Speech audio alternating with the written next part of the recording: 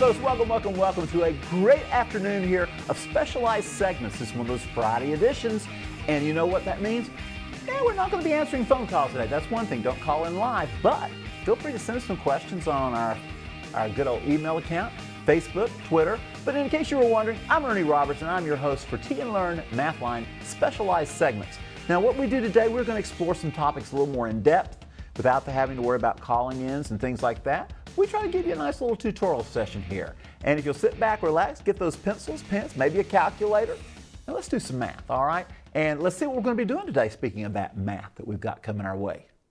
It says, breaking up is not hard to do. You know that song, breaking up is hard to do? Well, breaking up is not hard to do here on what we're going to talk about today on Mathline. In case you're wondering, we're going to functions. We're going to be dealing with functions. We're going to be looking at piecewise functions as the program moves on. But before we start out with that, we want to take you back just through the concept of f of x, g of x, and what's it all about, all right? Because sometimes I know people tune into Mathline and you're going, whoa, you're just like you're jumping right into the big concept here and you haven't gone back and reviewed. So we're going to do that today. We're going to take you back to the beginning of functions and go back through the notation. The f of x, what is it all about, all right? And what it is, it's another way, a fancy way of saying, hey, I've got this function of x that is called 2x minus 1. So I'm going to put in a value of x that's going to be given to me, and what I'm going to do is multiply it by 2 and then subtract 1. That's what the rule says. Multiply your value by 2, subtract 1 from it, and that will be your result. It's an input and an output type thing, all right? So let's take a look at this function. It says f of x is equal to 2x minus 1. There you go, all right? So the idea here is putting in f of negative 3. That means, folks, everywhere we see an x, we're going to replace it with the negative 3. Now, how does that work? Well, pretty easy, doesn't it? Like I said, it's not hard to do. It's not hard to do. So let's see how we're going to break this thing out. We're going to put a negative 3 right in there, and we're going to subtract 1 from our results. Now, you got a 2 times negative 3. That you can do. I don't even need to go to the calculator today, I don't believe. Negative 6, we got a minus 1, and my friends, that is going to give us minus 7 or negative 7 in that case, all right? So there's our first answer there. Now, let's take a look at the function using 1/2. This time, same function. I'll rewrite it for you. Hope you all are writing these down along the way. That's why I say grab pencil and some paper. And what we're going to do is let's see what the function, if we put a 1/2 in, what happens? What happens? So we're going to say 2 times 1/2, and then we're going to subtract 1. So basically what we're asking is, what's half of 2? What's half of 2? Well, that's 1, and that equals 1 minus 1, which will give us a grand total of 0. So there's your answer for the f. We call it f of negative 3, would be negative 7. And if we took the f of 1/2, here we go, would be 0. If you were to plot those two on the graph, you would find them to be points. You would plot them as negative 3, negative 7, coordinates, and then you would do this one as 1/2 and 0. Make a coordinate and plot it, okay? So that's what we're on to. That's what we're dealing with. These functions are just nice ways to name a relationship. It's almost like saying y equals something in terms of x. That's exactly what we're doing. Domain and range, you're going to hear those words popping up some today also. So let's take a look at our next functions, okay? We've got f of x, and we've got this time g of x. Now don't get all excited. It's just simply these are two different functions. A minute ago, we just had one function to work with, but here we've got two different functions that work differently when we replace the x value with a number, okay? So let's see, we've got f of x, start right over here with that, and it says x squared minus x plus 2. Now I'm going to tell you what I tell my students and everybody on Mathline. Watch your signs on this one, because we are going to figure out what is the f function of negative 2. So in other words, negative 2 is part of our domain that we're putting in for x, and we're going to see what output we come up with, all right, which would be part of our range if we were to do this for many, many numbers. So let's see, first of all, with our f function, we're going to put in a negative 2, we'll square it out, and then we're going to subtract the negative 2, and sometimes I like to put that parentheses around it, all right? Because this is a subtract, that's really a negative 2, but what happens is we're going to get the opposite effect here in just a second. We'll figure that out too. And how about it? By the way, always put that negative 2 up here where you're going to square in a parenthesis, because if you don't, that simply means we square it and then put a minus sign on it or a negative sign on it. That's not what we're wanting to do there. We still got this plus 2 that's hanging on for dear life, waiting for me to get there. Now we are there, all right? Now, let's see what we're going to get when we square and add and do all the good stuff that we need to do here.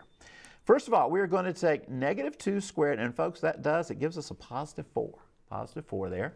This is going to be adding the opposite, which means basically add a positive. Add a positive. That's going to give us plus 2. And the plus 2, nothing changed because there's no x involved. It's just they're having fun, all right? Just like all of you all are on Mathline here. And remember, like I said, this is not going to be so hard to do because look what we're going to do. Add these together, 4, 2, and 2, we get 8. We get 8 there, all right? So like I said, what we're going through today is going to be relatively easy. Now, don't do anything with that 8 yet. Keep it on your paper. Keep it on your paper. We got to work some more. That's f of negative 2. Now we're supposed to use g of negative 6, which says, hey, Ernie, and the rest of you guys who are watching me today, go to the g function. Go to the g, all right? And let's see what that says. That says g of x equaling 1/2, and some of you get nervous about those fractions. Half of anything is easy to do. It's not hard at all.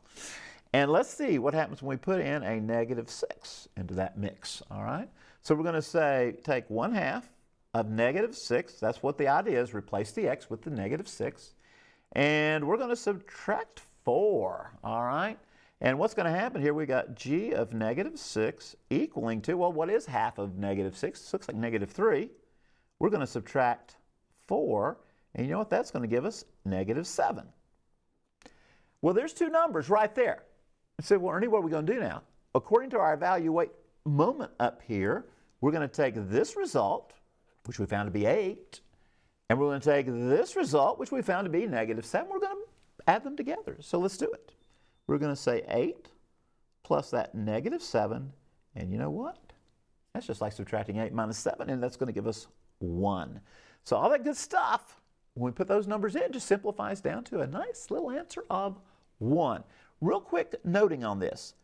Big things, as I keep telling you to do, is watch your sign. When you put in that negative 2, put it in a parenthesis, just like it's attached to the F there, all right? That's a sweet little placeholder, all right? So you just put that little place right in there, and it worked out great to give us that 8. Over here, we had a negative 6, so put that little parenthesis in there for the x, and you work it right through there. Negative 3 minus 4, negative 7. Put the results together. Life, as they say, is good. It is good. All right. So that's the story. Let's keep those same two functions and let's do something maybe a little bit different, some numbers here. All right. Let's take it. This time we're going to subtract. Notice that big subtract right there in the center. All right. Now these are talking about negative 3s and negative 4s that we're going to replace our x's with. But anyway, let's see what's happening. First of all, the first indicator right here says f of negative 3, says use the f function, which in this case, our f of x is equal to, got it out there, ladies and gentlemen, x squared minus x, those x's are nice, and add 2. Here's what we just had on our last problem. This time, got a different value. We're going to work with negative 3, all right? So we're going to go ahead and figure out what is that f of negative 3. So we like to call it, what's the function of negative 3? It is going to be negative 3 squared minus a negative 3, and then we're going to tack on our lovely 2 because there's no effect on 2 with the x. So we're just going to tack it on to the final answer. Watch your signs again. This time should go a lot quicker. We got negative 3 times negative 3, which is going to be 9. Add the opposite, which is going to give us adding a positive 3. So it's going to be plus 3. And then you know what? We've got 2 equaling 14. 14 out there. 12 plus 2 gives us 14. Now, let's take the second side of this problem. We want to know what is g of negative 4. The g of x function, you got it. It's still at 1/2 x, and we're going to be subtracting 4. Now, I use that negative 4 here for a real good reason. You say, really? Yeah, really, I did. Let's see what I'm going to show you what it is. Here, we're going to put in half of negative 4. Be careful. We still have a minus 4 here, all right? That did not take care of that, all right? You've got to bring it back as you see it. So we're going to take half of negative 4, which is going to equal to, you all got it out there, right? Negative 2, and subtract that 4, you're going to have negative 6. Life is good. Life is good. Everybody with me on it? Now, You say, Ernie, are we done? Of course not, right? Because we got to subtract those two values. So here we go, one more time. How about it? 14, which is our f of negative 3, and we're going to subtract our g of negative 4, which is a negative 6. And let's do the add the opposite routine. Here we go. 20 is your value when you put both of those together, all right? So again, it's just a nice little indicator. The f tells you go to the f function. The g says go to the g function. These are two functions that are basically working together. They're working together to give you a final expression, a final, in this case, a final number, all right? And that's the story of today. That's the story of today. All right, now let's take a look at what we call the piecewise. I've been talking a little bit about that. At the beginning, it kind of gave you a little teaser. So we're going to look at piecewise functions. Notice here, we have just one f involved, one f of x. However, we're going to, instead of writing f of x equals and g of x equals, we're going to go ahead and let f of x be our main source here. That's one little difference here. But notice, obviously, saying x plus 4 is different than saying 2 times x minus 1. Those are entirely two different rules. And here's the deal. If, and that if is a big if I pick a value less than 2, that might be 1.9 or 1 9/10. It might be 1.0000009. Those kind of things. Anything that is less than 2, or I could be 1.9999999 is still less than 2. I'm going to use this little guy right here, x plus 4. If it is greater than or equal. So here's the option for us using 2. Now notice, we've covered all possible values of x. If x is less than 2, we use this first equation. If x is greater than or equal to 2, we use our second one. And we're going to get a value of what those are equal to. So they're basic expressions, and we'll make a nice equals with the f of x equals x plus 4, or f of x equals 2x minus 1. So let's look at our values, because that's what it's all about. What's the domain? Our first domain says, remember, this domain is going to be a negative 2, all right? So that's running along the way, and I'm going to ask myself, less than 2 or greater than or equal to 2? Which one is it? Well, you all got that one, right? Negative 2 is smaller than 2. So we're going to use our first one. So for f of negative 2, we are going to use negative 2 plus 4. So in other words, we're going to bring down our first function and use that and figure out what we get. Now, we have negative 2 plus 4. I believe it's going to give us a positive 2. Everybody good on that? That one was not hard, was it? Now, some of you said, well, what if we'd chosen the second one? Well, you get a number. It's going to give you something, but it doesn't make any sense because this x does not apply to this rule. You see, what's with the if, I'm looking for only x's that are greater than or equal to 2 to use this one. Our first one went with our x plus 4, all right? Now, let's take a look at our next one here, the f of 1. Notice, it is less than 2. So once again, we're back to this same rule here. So we're going to use our function of 1 is going to go with the x plus 4 amount. So we're going to use 1 plus 4. Oh, don't you love these easy numbers? You're going to get us 5. So what I'm talking about breaking it up is that sometimes you have to break up the whole domain to two different functions, and that's what we call them piecewise. Now, if you were to graph these, you say, well, Ernie, how do you know they're a function? Well, you never have a repeated value of x. In other words, with the negative 2, I can't come down here and do it here because it's not part of the domain for that function, all right? So you don't have repeated values here. So in other words, there's only one answer that's going to come out when I use negative 2, and that was going to be 2. I don't come up with this negative 5 down here. It doesn't work for that because that's out. So, and if you were to graph these, you would have a closed circle on one and an open circle on another, but there would still be the rule of function. The vertical line test would be met. All right, so that's why we call it piecewise functions, not just piecewise expressions. All right, so that's what we're looking at here today. Now let's look at this f of 2. That means my x is equal to 2. Hey, which of these takes care of it? The x that is greater than or equal to 2. Exactly. You all are on it out there. You got me? So what's going to happen? We're going to use the function that tells me greater than or equal to 2. We're going to use the 2x minus 1. So we're going to say 2 times 2, and we'll subtract 1. We don't deal with x plus 4 because it's close, less than 2, but equals to 2 is down here.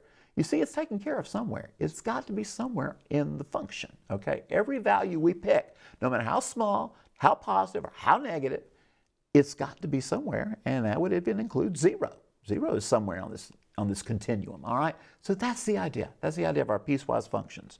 By the way, we're going to get what here? 4 minus 1, which is 3. And while we're at it, let's pick up 3. Put the function of 3 in there and see what we're going to have. Well, 3 is definitely greater than or equal to 2. So again, we're going to go with our second function here. It's going to be 2 times our 3 minus 1. And this time we would get 5. And we're going to do another session. We're not going to graph any of these today, but we're going to do a session, another specialized segment session on graphing these piecewise functions. So what you see, very similar here, but we're going to put it on graph paper another day, all right? And it's really cool to see how these things just have little gaps and breaks in them, all right? So a lot of fun there. And hopefully we'll get to some practical examples. You say, do these things get used? They really do. They really do. Trust me on that. Trust me on that. Okay, let's look at one more piecewise function here. Actually, we may have 2 or 3 more to look at here. But here we go. This one we spread apart a little bit just because I like that, all right? And here we go. We got f of x equaling, and the thing is, we've got 2 options, an x minus 5 up here. And by the way, that's in case x is less than negative 2, all right? And here we go with a 2x plus 3 function, or expression as we're going to use. And it should work as long as we're greater than or equal to negative 2. Once again, there's no overlapping between our domain here. This is the domain for x minus 5. This is the domain for this one. So again, the whole function itself, the whole f of x, is still a function because you don't have any repeated values for x. In other words, x at negative 2 is going to give you only one possible answer because it's going to go right to there, okay? Now, let's take a look. And by the way, that is one of our questions here. So let's take a look at f of 1, our function of 1. Okay, asking myself, I've got the value 1. Is it less than negative 2? It is not. It is not. It's to the right of negative 2 on the number line, so it's greater than. So here we go. We got to go to this little guy. So we're going to use this function, our 2x plus 3. So here it is. And we're going to say 2 times 1 plus 3. So the value that we're going to assign 1 is based on this little guy, the 2x plus 3. And that's going to give us, looks like 5. That was easy. Except breaking up is not hard to do, all right? It's going to be very easy for us to work through these. What about f of negative 2? Where are we on the continuum? I jumped, didn't I? How about f of negative 3? Let's go with that. Which function will we use? Well, it's certainly less than negative 2, so that tells me go with this little guy. So we're going to use our negative 3 minus 5 there. All right, negative 3 minus 5, you got it. Negative 8, right? Negative 8. Everybody got that? That one's not hard, okay? Like I said, none of these are hard. Just like a negative 3 plus a negative 5, and you're on your way. Now, what about my last one over here, this f of negative 2?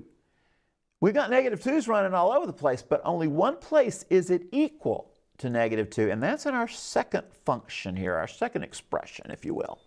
So here we go. 2 times negative 2, add 3 to that. Looks to me like we're going to get a negative 4.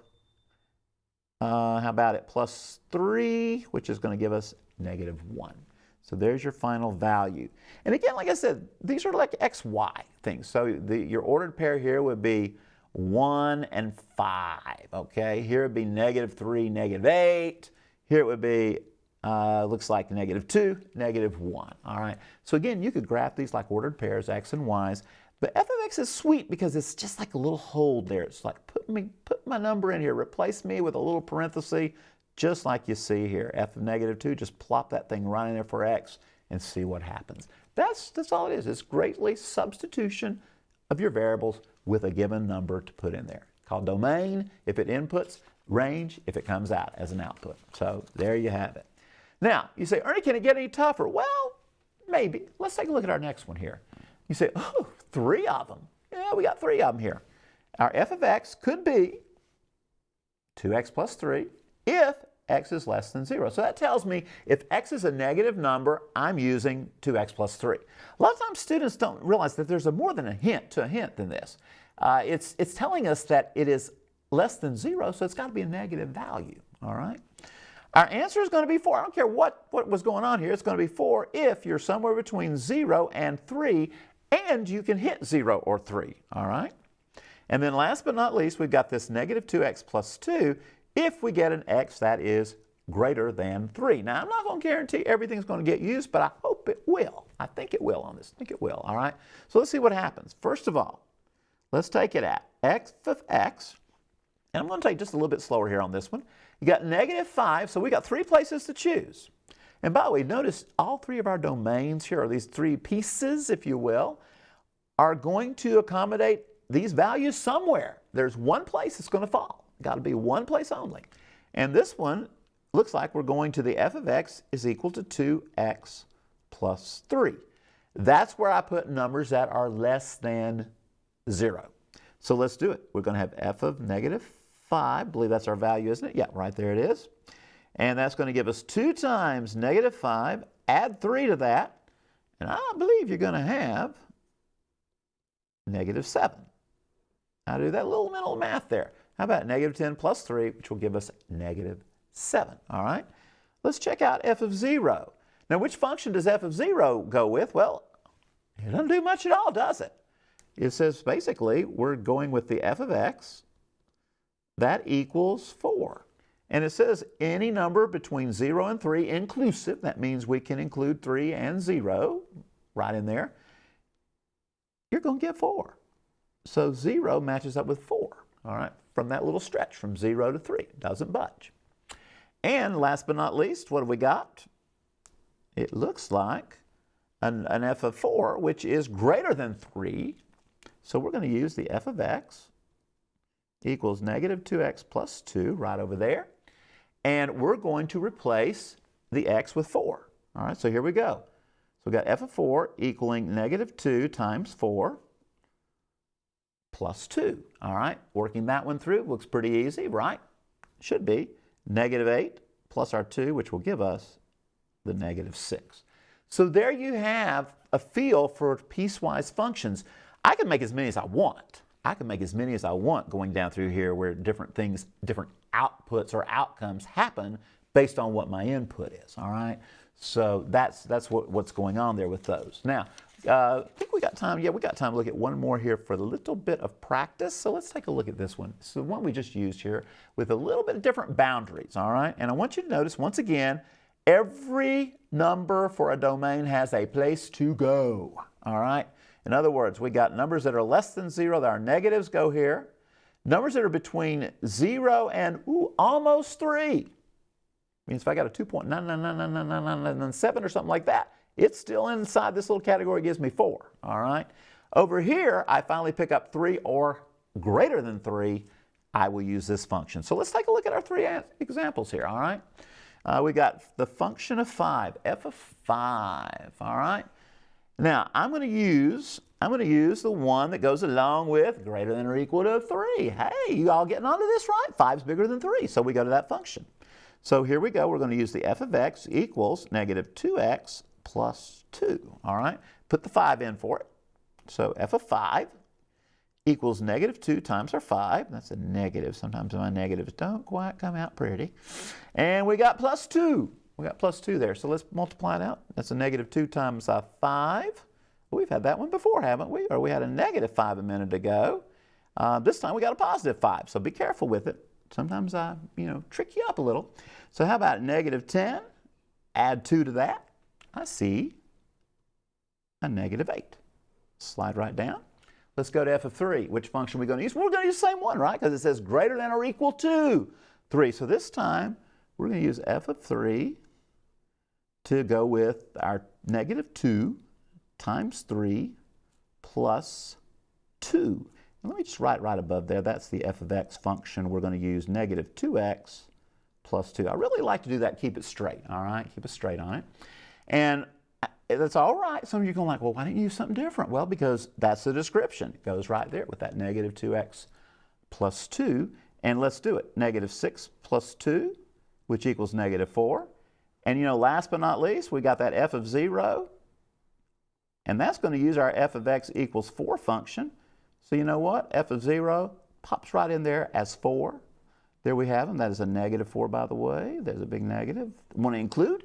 And there you have our values there. So a little bit of practice there with piecewise functions. Now we're going to take them next week. We'll work with them some more. And we're going to do some graphs with them, all right? So you can really see what cool pictures they are. Now, like I said earlier in the show, we love when you like us on Facebook. Today's a great day to do it, all right?